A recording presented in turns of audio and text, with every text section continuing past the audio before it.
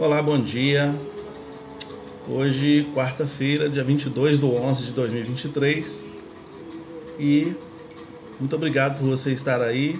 Bom dia para quem é do dia, boa tarde para quem for da tarde e boa noite para quem for assistir essa live à noite. É um grande privilégio para a gente poder se reunir nesse momento, né, para estudarmos a Palavra de Deus, para lermos, meditarmos um pouco na Palavra de Deus. A pretensão aqui não é fazer nenhum estudo aprofundado, mas é fazer uma meditação, né, uma reflexão que seja prática para o dia.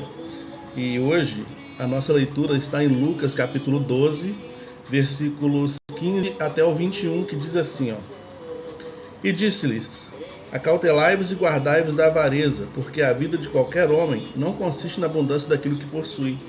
E propôs uma parábola dizendo: A herdade de um homem rico tinha produzido com abundância. E ele pensava consigo mesmo, dizendo: Que farei? Não tenho onde recolher os meus frutos. E disse: Farei isso: vou derrubar os meus celeiros e edificarei outros maiores, e ali recolherei todas as minhas novidades e os meus bens. E direi à minha alma: Alma, tens em depósito muitos bens para muitos anos. Descansa, come, bebe e folga. Mas Deus lhe disse: Louco, essa noite te pedirão a tua alma, e o que tens preparado, para quem será?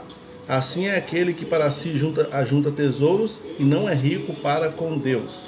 Jesus, nesse capítulo 12 aqui de Lucas, ele estava falando sobre várias coisas, e uma das coisas que ele está falando um pouquinho antes dessa mensagem que a gente leu aqui, ele está falando sobre os fios de cabelo da nossa cabeça que são contados, o cuidado de Deus com a vida daqueles que buscam a Ele. E de repente Jesus é interrompido por uma pessoa, por um senhor, que fala com ele assim: Mestre, ordena o meu irmão a dividir comigo a herança. Nosso pai morreu, deixou uma herança aí, e ele está querendo ficar com tudo sozinho. Pede ele para dividir comigo. Aí Jesus não toma partido nisso, ele fala: Eu não vou me meter nisso. Não é um problema meu, isso é um problema familiar. Vocês que resolvam isso para lá. Mas deixa eu aproveitar o embalo aqui e vou contar uma parábola para vocês. Então ele fala essa parábola do homem que tinha muitos bens, depositava nesses bens a esperança, a ponto de querer fazer galpões maiores para guardar tudo aquilo que tinha, reservando tudo para muitos anos, para muito tempo, segundo as expectativas dele. Mas Jesus falou: essa noite te pedirão a tua alma. Esse texto fala sobre algumas coisas específicas. Ele fala sobre a imprevisibilidade da vida, né? Às vezes a gente faz planos para frente, mas a gente não sabe quais são os planos de Deus. Existem planos que Deus está engendrando, existem coisas que Deus está programando para a minha vida e para a sua vida, que vão atravessar a nossa história de uma hora para outra. No domingo passado à noite nós falamos sobre essa questão, né? A gente nunca sabe o que vai vir na página seguinte do livro que a gente está lendo, o livro da vida, né? O livro da nossa história está acontecendo e a gente não sabe qual é a próxima página, né? A gente não sabe quais são as próximas realizações, os próximos acontecimentos, mas Deus sabe e Ele já está presente neles. Então nós falamos sobre isso e na segunda-feira um irmão teve algumas surpresas na vida dele. Ele veio falar comigo: Pastor, aquela mensagem que o senhor trouxe domingo falando sobre isso, esse ponto específico da mensagem veio exatamente de acordo com aquilo que eu estou vivendo. Estou passando hoje, de segunda-feira, por uma situação totalmente inesperada. Mas que bom que o senhor trouxe aquela palavra, que bom que Deus trouxe essa palavra no domingo, me alertando que a página seguinte a gente nunca sabe o que vai estar escrito nela, porque Deus estava me preparando para isso, né? Então, o texto aqui fala que esse homem tinha muitos recursos, tinha muita vontade de reservar sua vida para frente com os recursos que tinha, mas a vida dele seria ceifada naquela noite, né? A imprevisibilidade da vida.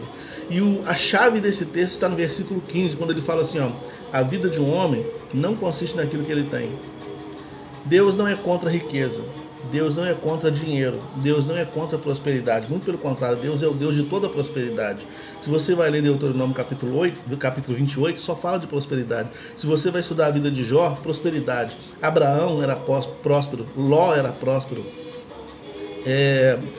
Jó era próspero, todo mundo, né? Deus tem bênçãos específicas para algumas pessoas, e algumas pessoas ele convida à prosperidade. Tem algumas pessoas que ele chama para serem ricas, para empregarem outros, para dividir seus bens com os outros. A primeira igreja, a igreja primitiva, era uma igreja que tinha prosperidade. As pessoas estavam ali se cuidando umas das outras, né? As mulheres que seguiam Jesus eram mulheres prósperas, e o ministério de Jesus era um ministério próspero, né? Eles tinham recursos, eles precisavam de alguém para tomar conta do dinheiro. Eu estou falando de prosperidade no sentido financeiro. Mas prosperidade abrange mais, né? Abrange saúde, abrange uma série de coisas. Se você ler lá em Deuteronômio 28, você vai ver isso. O Salmo primeiro fala sobre prosperidade. Então Deus não tem nada contra a prosperidade. Existem algumas pessoas que fazem opção pela pobreza. Num almoço num almoço de casamento, eu encontrei com o padre que fez o casamento, e a gente almoçou junto numa certa ocasião. E a gente estava conversando sobre várias coisas, né? Sobre o sermão que ele pregou, inclusive, sobre algumas coisas relacionadas à fé. E ele estava explicando para mim sobre a virtude da pobreza. Ele é um padre agostiniano, né? Que segue a doutrina de Agostinho. E Agostinho fazia voto de pobreza. Agostinho fazia predileção pela pobreza, né? Tem algumas pessoas que têm a pobreza como virtude. E elas vivem a pobreza como uma virtude, como alguma coisa que é necessário para melhorar a condição espiritual, para melhorar a condição de dentro. A gente sabe perfeitamente que não há nada que a gente possa fazer para alcançar a salvação, a não ser aceitar Jesus. Mas algumas pessoas optam pela pobreza, fazem votos de pobreza, como os budistas, por exemplo, como Agostinho ou os agostinianos, como os jesuítas. São pessoas que às vezes fazem o voto de pobreza ou fazem a opção pela pobreza para melhorar as virtudes internas, né? Para melhorar a condição espiritual, que ele acredita que vai melhorar a condição espiritual dele. Mas não é uma ordenança de Deus a pobreza. Deus condena o amor ao dinheiro. Deus condena o amor ao dinheiro. Nesse texto aqui, Jesus está falando cuidado com a avareza. Ele começa falando assim, ó, cuidado, no versículo 15, né? Acautelai-vos e guardai-vos da avareza. Cuidado pelo amor exacerbado pelo dinheiro. E não é só dinheiro. Qualquer coisa que escraviza, qualquer coisa que vicia, é condenado nas escrituras, né? Tem pessoas que é viciado em dinheiro, tem pessoas que é viciado em sexo, tem pessoa que é viciado em vários jogos, tem pessoas que é viciado em bebida, tem pessoas que é viciado em drogas. Qualquer coisa que vicia escraviza, e Deus é contra, né? E o dinheiro especificamente, ele faz com que as pessoas tenham muito amor a si mesmo, né? Muitas vezes a pessoa cria muito amor a si mesmo, como é o caso desse homem. O texto não fala sobre a preocupação desse homem em repartir esses bens que ele tinha adquirido com as pessoas necessitadas. Não fala sobre repartir esses bens que ele tinha adquirido com seus filhos, seus parentes. Mas fala assim, alma, descansa, porque para você eu tenho muitos recursos para muitos anos. E aí Jesus fala, cuidado, porque isso é avareza. Esse é um amor exacerbado por dinheiro. A teologia da prosperidade, ela não deu muito certo aqui no Brasil, e nem nos países mais em desenvolvimento, os países pobres, porque a teologia da prosperidade, ela falava que todo mundo tem que ser rico, todo mundo tem que ter saúde, todo mundo tem que ter posses, todo mundo tem que ser feliz o tempo todo. E na prática isso não funciona. A gente não consegue ser pleno o tempo todo, né? Não funciona. Aí ela foi substituída pela teologia do coach, né? Hoje em dia tem a teologia do coach, que fala que você pode ser melhor, que você tem que mudar sua maneira de pensar, que você tem que... Você. Mas quando é que essas teologias realmente vão ser teologias? Vão voltar-se para Deus, vão falar sobre Deus, vão falar sobre o cuidado de Deus. O que Jesus estava falando aqui, antes de conversar sobre esse moço aqui. Quando Jesus estava falando aqui que Deus cuida dos fios de cabelo da nossa cabeça, Deus provê todas as coisas que nós precisamos. Quando é que as teologias vão falar sobre isso, né? Quando é que elas vão voltar a falar sobre isso? Então Jesus está condenando aqui a pessoa ficar apaixonada, voltada para uma coisa, especificamente no texto, voltado para o dinheiro, se esquecendo do cuidado de Deus, né?